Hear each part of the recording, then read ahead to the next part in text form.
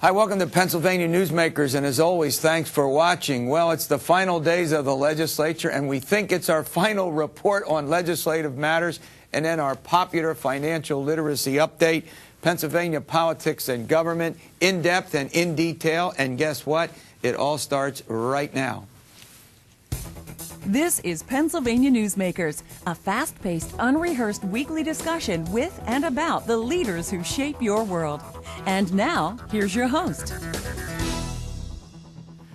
Welcome back. Well, we got a lot to cover. Joining me, as often is the case, sitting across from me is Tony Romeo, KDKA and KYW. Do I got that right? And Scott Detrow. We never know what to say. Public Radio, Capital Radio, how do you want it? Pennsylvania Public Radio. Pennsylvania Public Radio. Name. We got like 3 or 4 ways we identify you. You cover public radio, you cover commercial. We got it all covered here.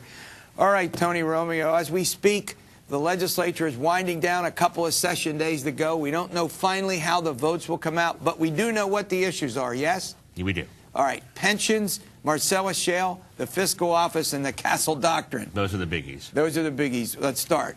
Let's talk first of all about Marcellus Shale. Is it ever going to end? Well, I guess it will end at some point this session, and then what happens after that, who knows, depending on who gets elected governor. The critical thing here is, as we do this program, there are 2 session days left on the Senate calendar. Right. Now, they could add more days. The House is coming back after the election, so if the Senate sends them... Senate at the moment. At the moment, well, the Senate says they will not come back after the election, no matter what. They could add some days before the election. All right, and what are the 2 or 3 sticking points between the Senate Republicans and the House Democrats and the governor? Go ahead. On Marcellus Shale, the big ticket in terms of policy dispute they have is on the rate. The House passed a bill on Marcellus Shale that would set a rate of about tax rate about 10%, which the President pro tem of the Senate, Lieutenant Governor Scarnati, pronounced as ridiculous. Dead on arrival. Yes.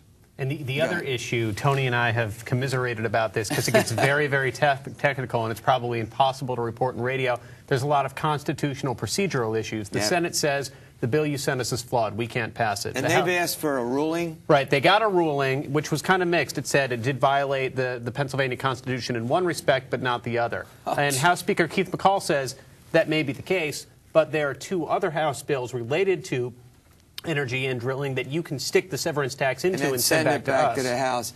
Oh, man. Now, are they the other issue that I want to clear up, they were debating when they do the Marcellus Shale tax. Would you both agree they're going to do one? The question is... No. I think it's not clear at all whether it gets done. Oh, no. The governor, in fact, is very, very angry and pointed and accusing the Senate Republicans of trying to run out the clock because, obviously, polls show... Tom Corbett, the Attorney General, Republican, leading in the race for governor, and the governor thinks that the Senate is trying to run the clock and But good point. But they don't agree on the rate. Do they agree on how much should go to the general fund? Getting closer. How much should go to the local governments, and how much should go to the environmental fund? Let's say, put it that way. The 3 disputes, the 3 areas of dispute. Go ahead. That's about right. In both the House and Senate, the less money goes to the general fund, the more Republicans can support it. Senate Republicans want a lot of money going to the local issues, to the roads, and you have key players on the Democratic side in the House saying, no, we need some general fund money, too. Big issue, and they were supposed to have this done by something like October 1 or 5th or something like that. All right, let's talk about something else. The Castle Doctrine. Now, this is the business where typically if somebody enters your home and you think there's a threat to your life, you're supposed to retreat. Well, no, actually, the one place where you don't have a duty to retreat is in your home. This would expand the Castle Doctrine, I guess so named from the notion that your home is your castle. Right now, the only place where you don't have a duty to retreat, if you can retreat for safety, is in your home. This bill would expand this. Like out on your porch or well, in your actually, driveway? Anywhere you have a right to be. If you feel threatened, you believe you're threatened, you can use lethal force in a situation where you feel your life is in danger. Now, it passed the House overwhelmingly. I mean, what was it, like half a dozen votes against it? Democrats and Republicans voted for it in the House, right? That's right. There was a group of Democrats who wanted to try and tack on a lot of gun control measures to this, but through some procedural maneuvers, it was a standalone bill. It got a ton of support from both parties in the House.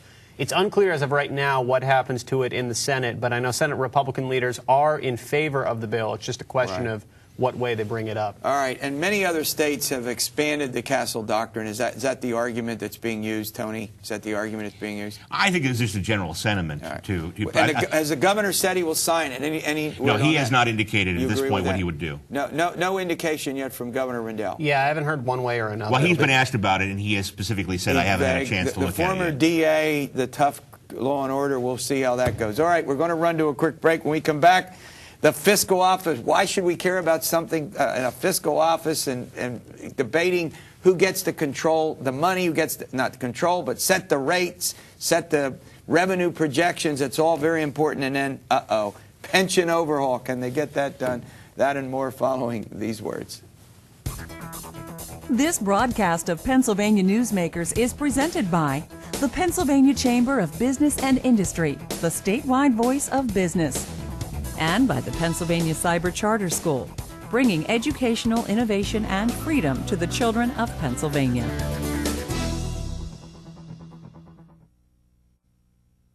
This broadcast of Pennsylvania Newsmakers is presented by PAConstructionJobs.com. For more information about rewarding careers in the highway construction industry, visit PAConstructionJobs.com. And by the Pennsylvania Manufacturers Association. Business in Pennsylvania is our business. Hi, welcome back to the program with Tony Romeo and Scott Detrow, both radio reporters. You guys also write stuff, so you're print journalists as far as I'm concerned on this program because I read the stuff that you write. All right, Scott, let's turn to this other. You wanted to weigh in on another aspect of the Castle Doctrine. Go ahead. Yeah, just real quickly, a lot of district attorneys groups are against it because they say it'll make it more complicated when they try to prosecute people. So that's just one factor in there. But both of you would agree, all things being even, this looks like it has a good chance of passing. There's right? a keen interest in the Senate in doing this, and the House has already demonstrated there's overwhelming support from both and you parties. would agree. Yeah, I think so. All right. Let's turn to pension overhaul. I mean, I don't think there's any more complicated issue for the voters to understand, except we know that there's a huge pension debt, let's put it that way, variously estimated in the $50 billion range if they don't do the fix they're talking about now, which would get the pension debt somewhere in the $20 billion range. I've seen 25, 29 billion. But at any rate, legislators are in agreement, Scott Detrow, that something has to be done.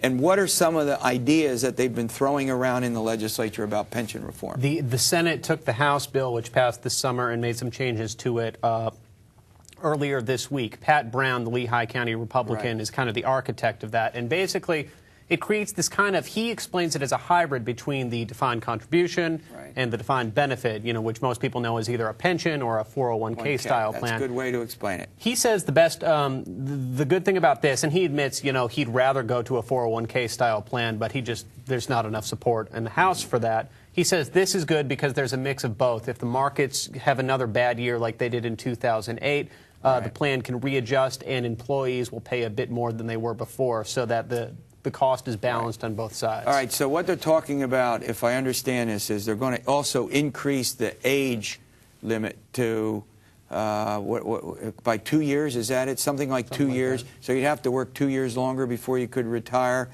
The second thing would be how long you have to remain in to get vested. It was 5. I think they're talking about pushing it to 10 years.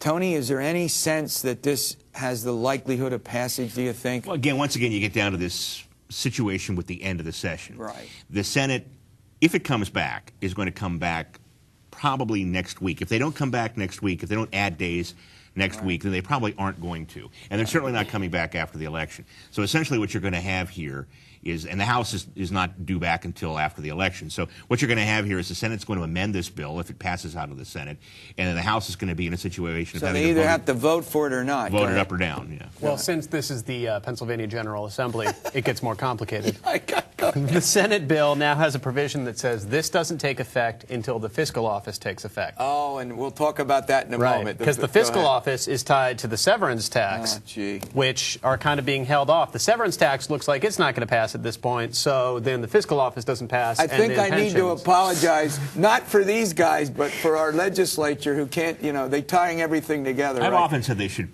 publish scorecards. All right, the fiscal office. Why should anyone care about this fiscal office that's going want to make projections about the revenues. Well, I mean, this is something that the Senate Republicans in particular want. They believe that there should be an independent body that makes budget projections, right? So that the budget debate, I guess, in their mind would be more honest. They believe that they had a commitment that was tied to Marcellus Shale, as Scott mentioned, and so now they've decided, I guess, to link it to the pensions, and now the governor's office is sort of the reports again. Is it important to them? I mean, right now the governor gets to decide what the revenue projections are, right? And they use that to move forward with the budget. Correct? Any sense about what Rendell will do? I'm not sure, but he does make the point when it comes to the severance tax, and this he says, look, this wasn't just some sort of handshake agreement. This was written into the fiscal code that these two bills would pass. That they would do Marcellus Shale and do the fiscal office. Right. And they haven't done them yet. They haven't done that. That being said, he's much more adamant about making that promise for the severance tax than Governor Rendell is for the fiscal office. But they're both linked together, and they're both in the law. So if they don't pass, it'll be interesting to see. You get the final word. I just want to point out that, once again, we are in a situation here where everything falls to the last minute. And part of the problem with the severance tax is that there was an October 1st deadline to get it done. It was only on September 29th or a day or two before that the House passed what they acknowledged was a bill that was a starting point for negotiations. Typically of what goes on. All right, great update. All right, popular financial literacy update. We'll back in a moment. This broadcast of Pennsylvania Newsmakers is brought to you by Pennsylvania Credit Union Association. Pennsylvania Credit Unions, where people are worth more than money. To find a credit union that is right for you, check out ibelong.org. And by the Energy Association of Pennsylvania, Pennsylvania's energy information source.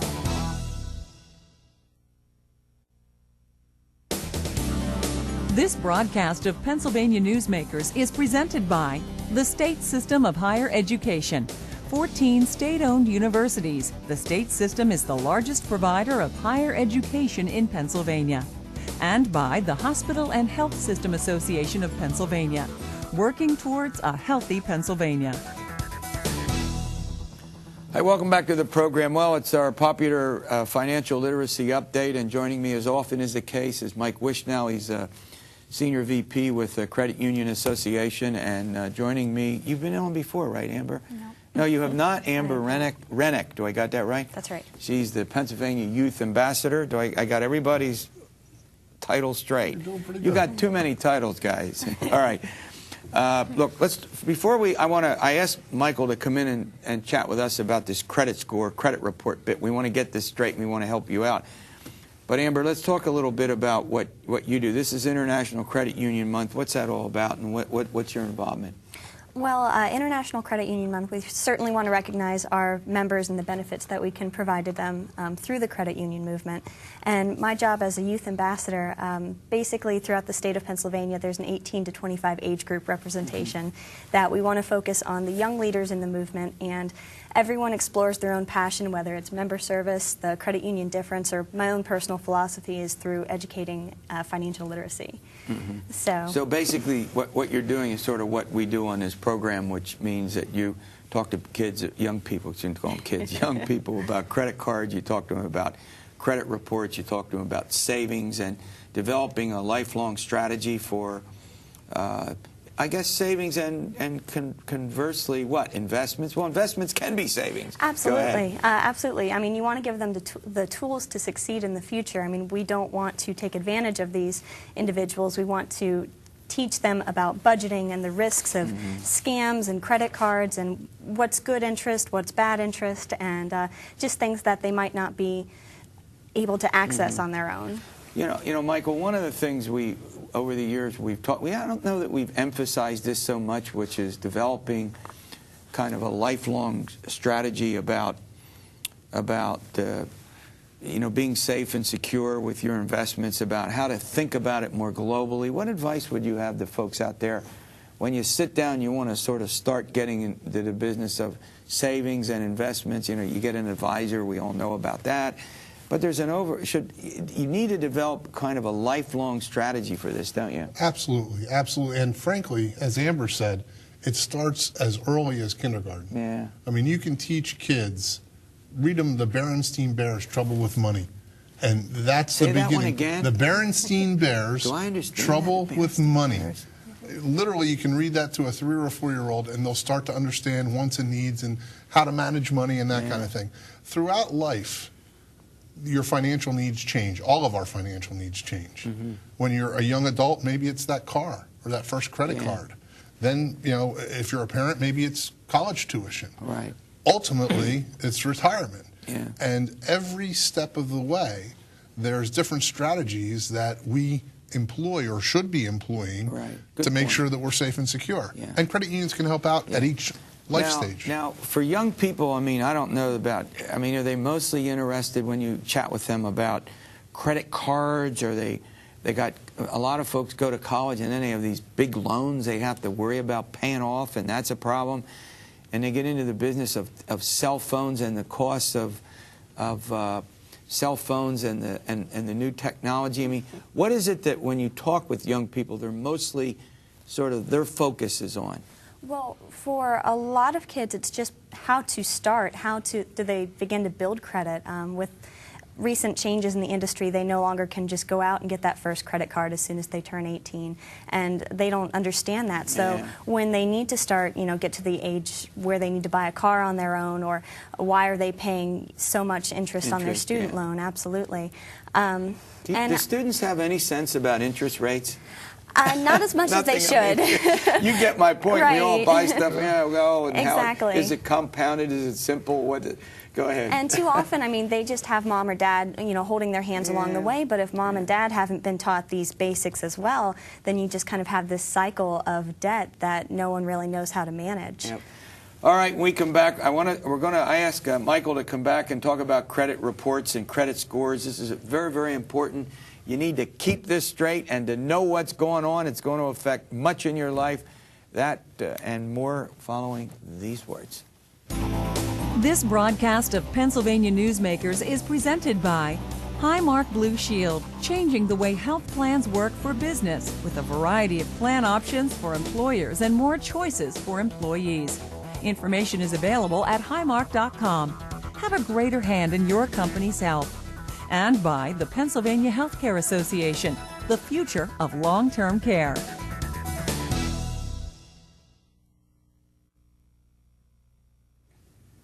All right, we're back. We're chatting about this is financial literacy update time. We're talking about International Credit Union Month. I asked Michael I demanded that Michael come in here and talk about about these credit reports. All right, first of all, give us a general overview about credit reports, and then we'll take it from there. Well, what a credit report is it's a numerical representation of your credit worthiness.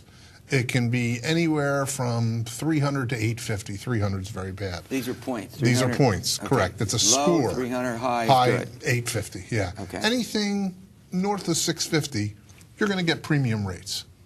Premium so you rates get a means, credit score based on your credit history? Correct. Based on your payment history, based on the amount of credit outstanding that you have, based on your income and what percentage of your income is going towards credit. You get a score, and then that affects what? Almost everything. Amber, Absolutely. Go right What's ahead. it affect? Well, first and primarily your interest rates that you'd be getting on loans. The higher your score, the lower the interest rate. But I'm starting to see companies pull it for repayment of, like dentists. If medical plans, are you able to go on a repayment plan with us? Well, how good is your credit? Insurance companies, how good of a rate are you going to receive? So this is just not to get a credit card anymore. This has a huge... Yeah, and life insurance companies are pulling them to determine your rates for life insurance. Employers are pulling them to see whether you're a responsible individual. So, folks that may have some credit difficulties early on. And there are 3 different organizations that you can turn to keep the scores. Is that right? Absolutely. There's TransUnion, Equifax, and Experian. Say that again. TransUnion, Equifax, and Experian. And should you be consulting all 3, Michael? Probably the easiest way for your listener to find out about their credit is to go to annualcreditreport.com. Annualcreditreport.com. You got that? Go ahead. They have to provide each consumer once a year with a free credit report. Consumer can then look at their credit report, especially if you have a common name. Somebody else's stuff could be on your report. Like Smith and Jones, John and not Smith, Madonna and not Wishnow. Not Wishnow or Okay. Madonna. All right, go ahead. Well, I'll tell you, we've started to do it. I mean, my wife is very diligent. Now, I don't understand her credit score is higher than mine. I can't figure this out, and I haven't tried. It's pretty good, I'll tell you that. It's pretty good. Okay, you don't have a good credit score. What do you do to improve it? Well, it depends on the factors that are the negative credit. If you have open collections, then you may want to start to address those. Your payment history is a big factor in your credit. It's going to hurt you more to close a credit card that you've had for 10 years than a card you've had for 2 years. So look at doing that. Paying down those balances. Don't max your balances. I want to hang on this one just for a minute. Should you be paying these off more quickly or just pay whatever the monthly minimum is, Michael? Oh, if you have the ability to pay your balance in full, pay your balance in full. I mean, don't pay interest at what oftentimes is a high rate, thinking it'll improve your credit score. If you can pay in full every month and you charge and you use a credit card as a convenience, not as a debt instrument, you're going to do just fine. Now, that said, not everybody can do that. And if you do have a balance, pay your highest rate balances first. So pay the higher balances are not the ones with the higher interest? Yes, a higher rate, higher interest rate as well as a higher balance. Some mix of those, or would you Correct. say higher interest? I would pay higher interest first. Right. Would you That's also, what I would Ram? do. Yeah, good advice. All right, before I let you go, how careful should you be when you're working online with the credit report? I know that's something you caution people about. Well, you always want to make sure that you're using secure sites. Annualcreditreport.com, of course, is pretty safe. I mean, you don't need to sign up for a subscription for anything, so you shouldn't need to put your account numbers out there or anything like that. All right, you get the last word. You have an error on the report. What should you do? Contact the credit reporting company and get it removed. The So, credit reporting is it- company either has to prove its information is accurate or remove it. All right, so lower credit score, the higher the rate. The higher the credit score, lower rate. Is that in generally Correct. what you should say? Generally, that's correct. Check these things regularly. Yes, Yes. absolutely. At Couple- least once a year, or if you've been denied credit, You got it. Okay, you get the final word. All right, thanks as always for watching Pennsylvania Newsmakers. We'll see you next week, and I got to end this way. Stay well.